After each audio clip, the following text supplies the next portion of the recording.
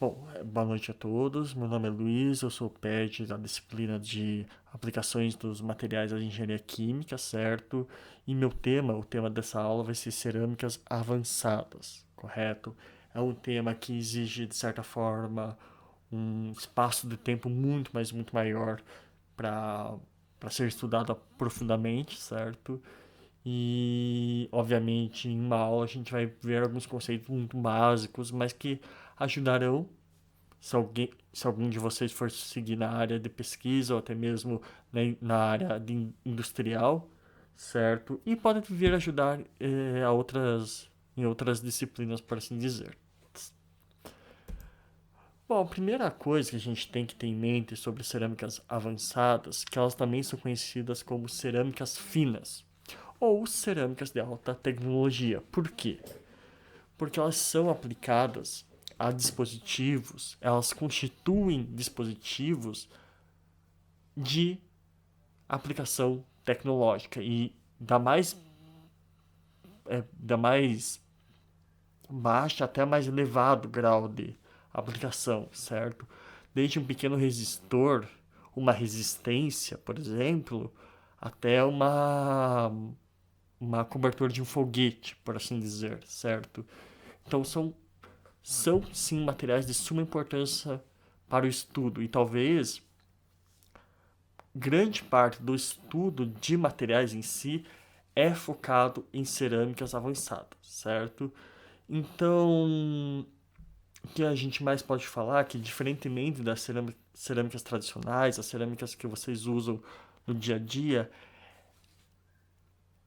a descoberta, por assim dizer, a utilização das cerâmicas ditas avançadas tem, tem pelo menos 100 anos. Então é um tempo muito recente comparado ao uso das outras cerâmicas e outros materiais em si. Em relação à evolução da cerâmica, opa, deixa eu pegar aqui meu apontador a laser.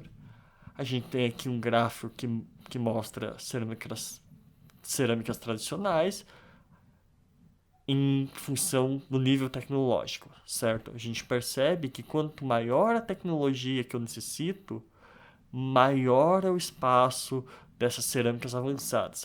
Aqui como exemplos, eu tenho fibra ótica, sim, é uma cerâmica avançada. Até mesmo alguns tipos de luminescência, é, sensores, semicondutores, osciladores, capacitores, baterias. Lembrando que aqui a FEC ela tem um excelente grupo que estuda baterias, certo? Pode também ser utilizada em supercondutores, dispositivos nucleares. Aqui, um misto entre cerâmica tradicional e cerâmica avançada, que atualmente é muito, muito aplicado é justamente em próteses artificiais, devido ao seu rígido controle de propriedade, principalmente de módulo elástico, a gente consegue obter cerâmicas muito parecidas com porosidade, módulo elástico em relação aos nossos ossos, e elas são inertes, certo? Então, em teoria, não causariam nenhum tipo de reação adversa com a inserção das mesmas em nosso corpo.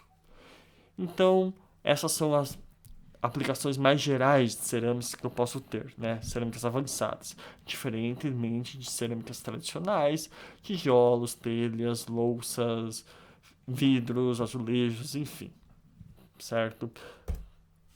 E aqui, as diferenças mais drásticas que eu tenho em relação às tradicionais e às avançadas, a primeira delas é em relação à sua matéria-prima. A matéria-prima da cerâmica tradicional ela é retirada diretamente da natureza, certo? Calcário, calcita, por exemplo. Ela é retirada da natureza, ela passa por um processo ali de refino, mas ela é usada sem um cuidado muito maior. Claro, tem todo um cuidado, mas não é um cuidado tão exagerado, por assim dizer. Já a matéria-prima que eu uso para cerâmica avançada, ela é sintetizada em laboratório, sob condições extremamente controladas. E isso encarece em centenas, talvez milhares de vezes o produto em si, tá? Em relação ao tamanho de partícula, a distribuição de tamanho de partícula para uma cerâmica tradicional, ela não precisa, ela tem uma distribuição muito larga, certo? Eu não preciso ter um ajuste fino nessa distribuição. Já para a distribuição de avançada, eu tenho que ter um controle de tamanho de partícula, sim, isso influencia e muito. Então, né, como está sintetizando aqui, em relação ao processo de fabricação, que a gente vai ver bem simples ali, o mais simples possível, ele é altamente controlado comparado à cerâmica tradicional, que já é controlado em si, mas aqui é altamente mesmo, coisas de casas decimais, por assim dizer, certo? Em relação à microestrutura, contorno de grão, até mesmo proporção de fase, em cerâmica tradicional você pode utilizar a microscopia óptica, que é a microscopia que você vê em filmes, por exemplo, sabe? Um microscópio comum. Já aqui na avançada, a técnica de microscopia, para você conseguir enxergar o que está dentro ali, ela necessita ter uma precisão muito maior, uma qualidade muito maior, uma incidência, como que eu posso dizer, uma resolução. Essa palavra, resolução, talvez milhares de vezes maior que da microscopia óptica, né? Entrando aqui que a gente tem, lembrando, microscopia eletrônica de varredura e também técnicas mais modernas a microscopia eletrônica de transmissão, que é uma técnica fantástica, você consegue literalmente ver em escala nanométrica, certo? Você consegue literalmente enxergar uma cadeia cristalina e é fantástico para esses materiais. Então, em relação ao custo, como que eu já falei, é em torno de dezenas de milhares de vezes maior para cerâmica avançada. E a resistência mecânica também, ela é maior, mas ela também pode ser menor, dependendo da aplicação que você deseja. Só colocando um adendo aqui, quando eu vou caracterizar essas ditas cerâmicas avançadas, eu uso muitas técnicas que às vezes são técnicas de ponta. No caso, difração de raio-x in situ, certo? É uma técnica que é muito, mas muito utilizada, talvez a mais utilizada, seja a espectroscopia de impedância complexa, que se utiliza para ver comportamento elétrico de elétrico, certo? Você tem experimentos para ver magnetização, que também são altamente utilizados. E, por curiosidade, a gente tem aqui na FEC esse tipo de equipamento. E são equipamentos caros e apesar de serem equipamentos de bancada, ou seja, que você possa utilizar em uma sala, eles nos dão informações muito, mas muito precisas acerca do nosso material em si. Beleza? Aqui eu tenho alguns exemplos, né, de cerâmicas avançadas, foguetes, a superfície de um foguete é uma cerâmica avançada, é um tipo de material, é um óxido misturado com outro óxido para dar uma resistência térmica, principalmente, certo? Satélites, a questão de células fotovoltaicas, o satélite em si, a energia dele, ela é restituída por energia solar, por assim dizer, por ondas eletromagnéticas, e todos esses receptores de ondas são de fato obtidos por uma cerâmica avançada.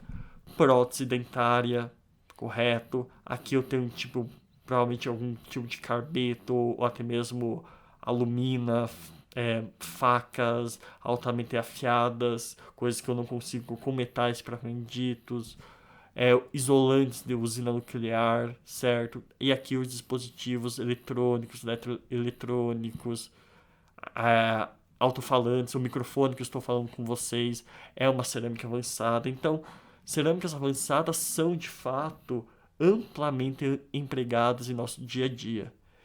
E o estudo delas é realmente complexo, certo? O intuito, quero deixar bem claro que o intuito dessa aula é dar uma visão, uma abordagem geral em alguns conceitos que são mais complexos de se entender sozinho, porém nada muito aprofundado. Qualquer dúvida que vocês tiverem, vocês vêm e me procuram. Se vocês tiverem mais interesse no assunto, é um assunto que eu estudo, é um assunto que eu estudei durante a graduação e durante minha pós eu faço síntese de cerâmicas em si, né, de óxidos cerâmicos, apesar de ser aplicado para outras funções, porém, em questão de caracterização, também utilizo bastante caracterizações associadas a cerâmicas avançadas. Bom, falar um pouco do processamento convencional. Como que eu construo uma cerâmica avançada, né? Não é tão complicado.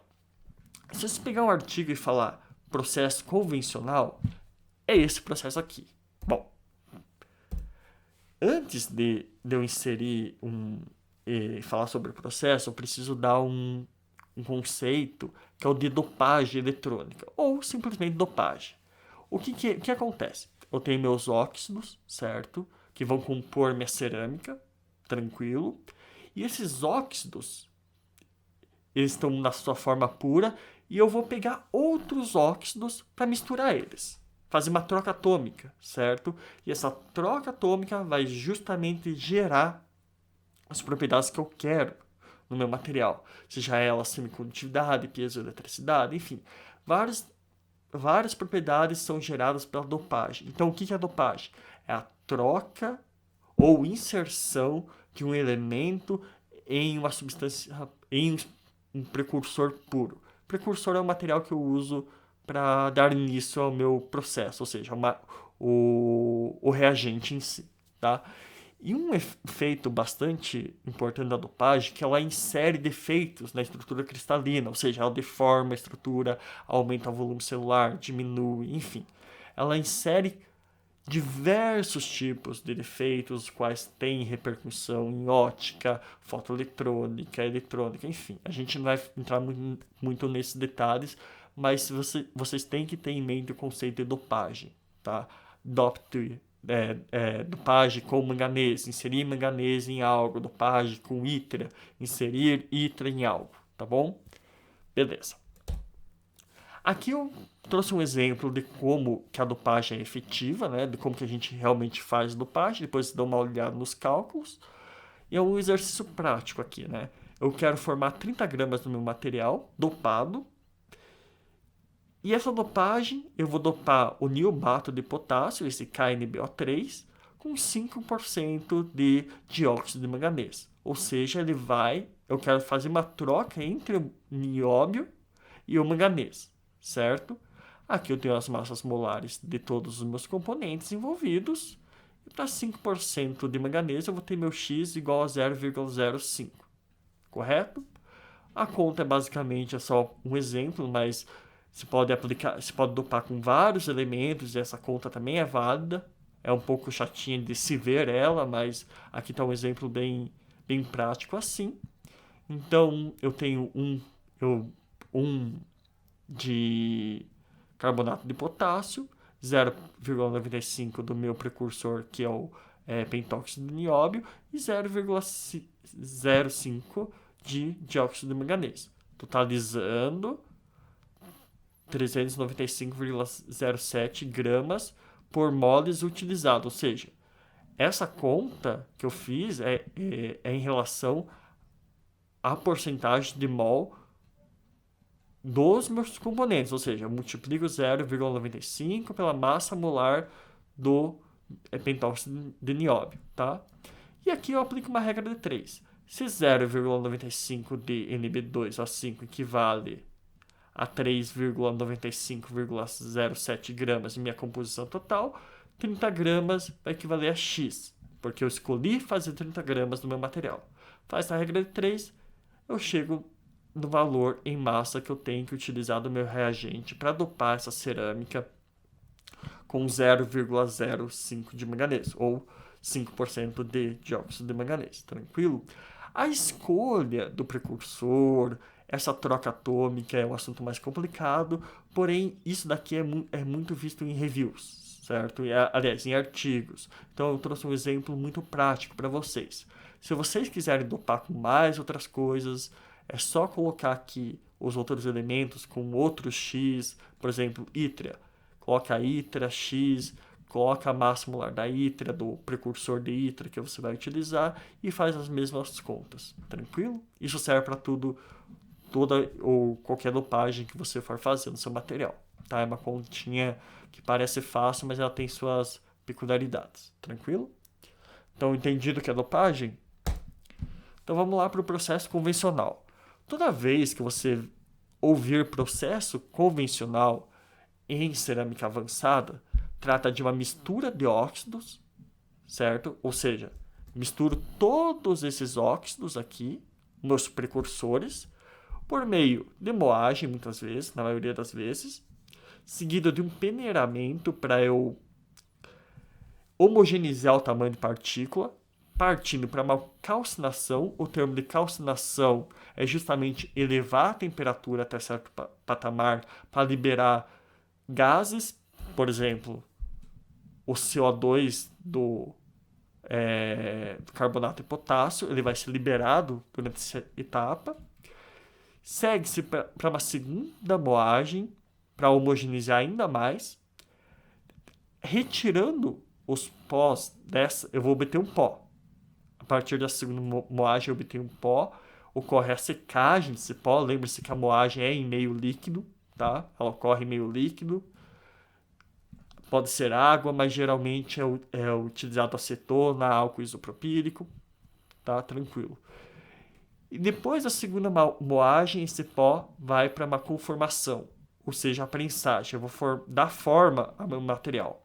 Então, o processo de sinterização.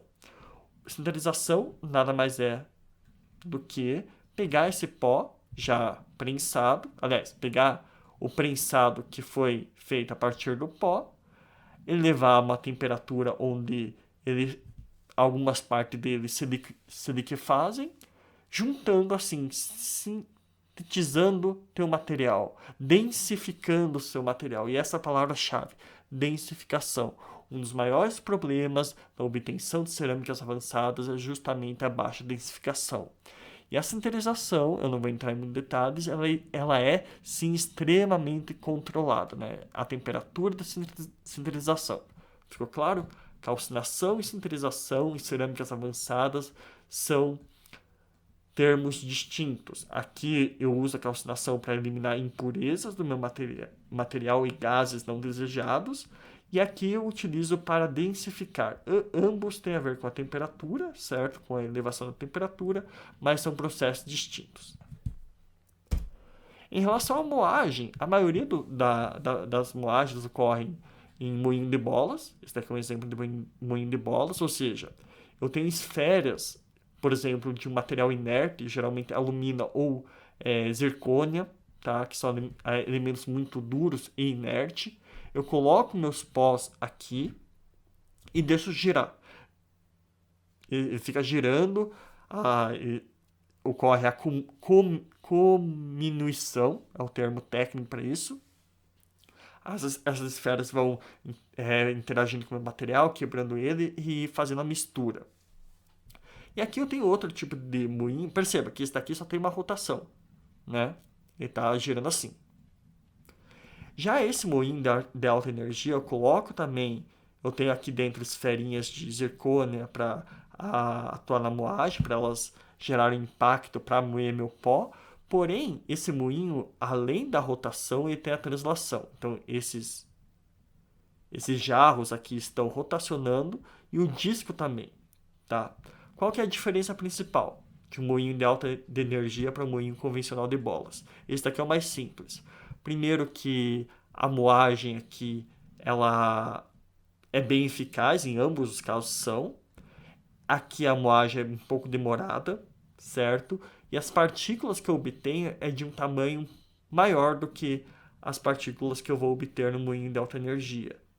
E fazendo um adendo aqui, não é à toa que o nome dele é de alta energia. Além da moagem, dependendo do tempo que você gasta aqui, ele acaba por densificar a sua amostra. Então a gente tem que tomar cuidado quando se utiliza moinho de alta energia, tá? Ele é muito utilizado para carbetos, enfim, para moer materiais mais duros ou materiais que precisam de uma granulometria, um tamanho de partícula muito pequeno. E algumas vezes que você queira estudar a densificação do material sobre ação mecânica. Então, resumindo, na maioria dos casos, a gente usa o moinho convencional, o moinho de bolas. Ele é bem simples, colocou o material junto com umas bolinhas aqui, gira, girando, girando, girando. Cada vez que gira, ele inflige um impacto nos teus precursores, esses precursores se fragmentam e vão assim se misturando.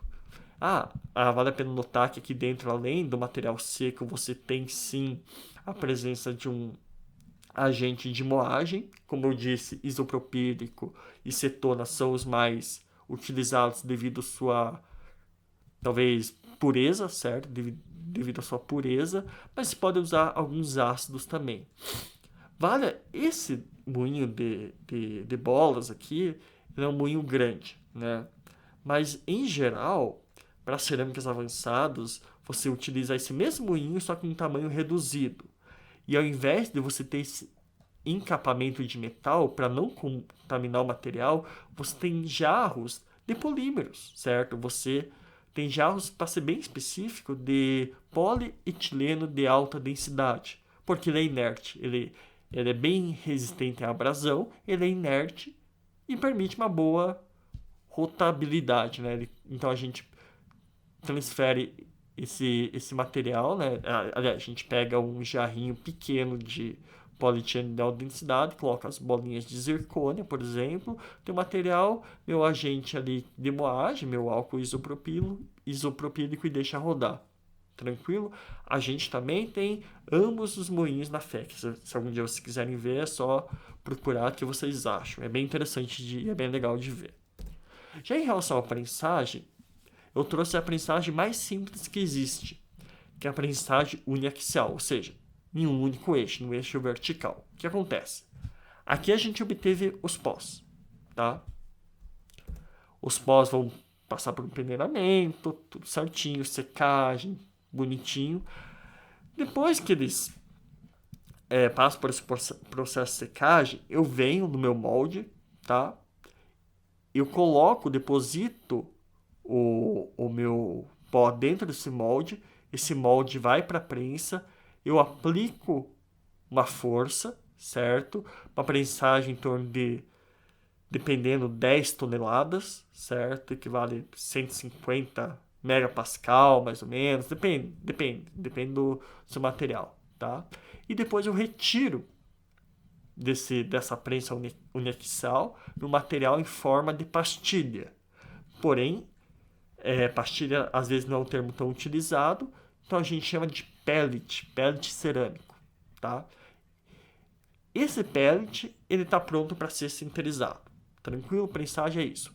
Vale dar um adendo também que a gente tem a prensagem isostática, que é uma prensagem que a pressão é exprimida em todos os lados, certo? Você coloca a tua pastilha prensada uniaxialmente em uma espécie de um saquinho.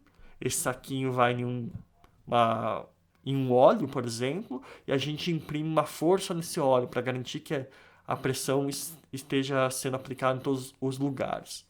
Mas é outro tipo de prensagem que pode vir a acontecer para cerâmicas avançadas também. E o processo de sinterização, como já foi falado, né?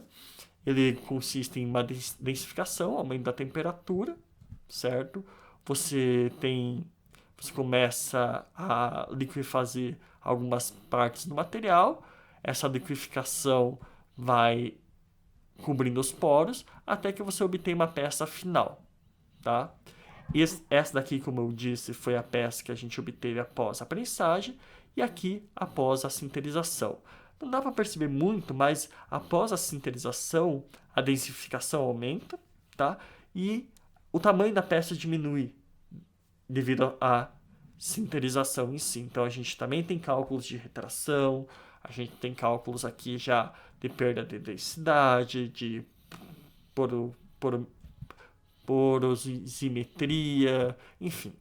E esse daqui é um forno típico, já bem avançado, né, para o processo de sinterização. Aqui você tem resistências elétricas, a qualidade do controle de temperatura é extremamente elevada, a taxa de aquecimento e de resfriamento são importantes. E perceba, aqui a gente tem um tubo de quartzo, que ele aguenta muita temperatura. A gente coloca a amostra aqui dentro e a gente tem a opção de fazer a sinterização com a passagem de gás, certo? Por exemplo, quero que a minha sinterização ocorra em uma atmosfera inerte para garantir que ela não reaja com oxigênio presente aqui. Eu passo um hélio puro por aqui. Quero que minha sinterização tenha inserção de CO2. Insiro CO2. Ou então, quero que minha sinterização seja a vácuo. Coloco uma bomba a vácuo aqui, retiro todo o ar presente, todo o gás presente nesse tubo de quartzo e minha sinterização ocorre a vácuo. Não é um processo, como vocês podem ver, tão simples assim. É uma estrutura razoavelmente cara de se fazer, porém necessita mesmo de um controle muito, muito apurado, correto? E como curiosidade, quando trabalhei com isso, é uma variação de 30 graus, ou seja, de 1000, se eu não me engano, era de 1050 para 1065, você garantia que a cerâmica ficasse densificada na temperatura maior e na temperatura menor, não. Uma diferença de poucos graus comparado a 1000 graus, sabe? Então a gente tem que ter uma precisão muito específica de temperatura no processo de sinterização e calcinação, consequentemente, de cerâmicas avançadas.